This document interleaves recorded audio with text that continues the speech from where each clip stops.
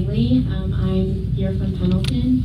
I live in Pendleton. I just have a few things to say. I want to thank you for listening to your communities and constituents.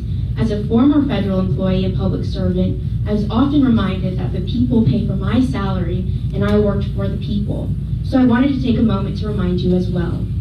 Last Friday, I was wrongfully terminated by the Office of Personnel Management. I was one of thousands of probation employees in this room as well who were wrongfully terminated. Probationary employees are those who are within 1 year of being a new federal employee or have taken a new position in the agency. We do not have as many protections as regular career employees.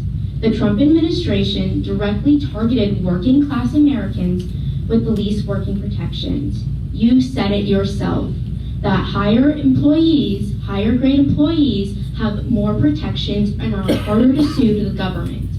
If there was a strategic reduction in force or specific reason I was terminated, I would understand.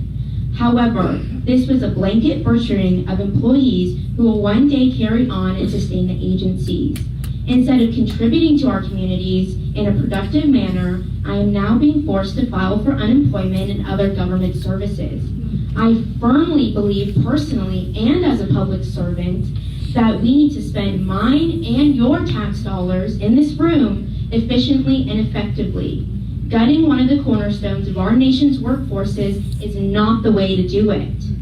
On Instagram and Twitter, or X, the White House government account posted a picture of President Trump with a crown on his head yesterday, and in the left-hand corner of the picture it read, "Long live the king." And in the caption of the picture, it again referred to President Trump as a king. The mass wrongful terminations of working class federal workers is not a left or right issue. It will have a ripple effect on everyone across the nation, especially in our rural communities. This is your opportunity as a public servant to stand up for American values, to not follow a king, but serve the people. Thank you.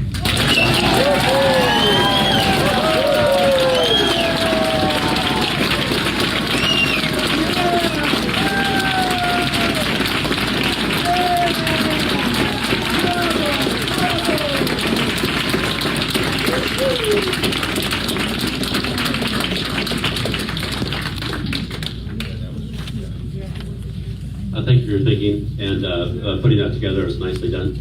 I think you mentioned what I'd already shared, which is my thinking in how one goes about reducing federal workforce is, first of all, that is extremely difficult, extraordinarily difficult. And so I'm not sure that anybody would disagree that we need to somehow spend less money. But I don't think you're suggesting that the federal employee should be held harmless from this challenge that we all face. You're not saying that at all, I'm sure. What you're saying is you want due process. You're going to get it, because I'm going to guess you have joined one of the class action suits. If you haven't, you should. If you feel as strongly as it appears you do. And so I'm just saying that you have remedies. You also have the safety nets that you're taking advantage of. Now, if we want to continue to be able to afford those safety nets, we're going to have to figure out how in the world to shrink government. So while you're sharing with me your thinking as you did, where was your thoughts on how to reduce our spending? Not to raise taxes, but how to reduce our spending. Raise taxes. Tax the rich. If you have an idea on reducing the spending, share it with me by email. Thank you.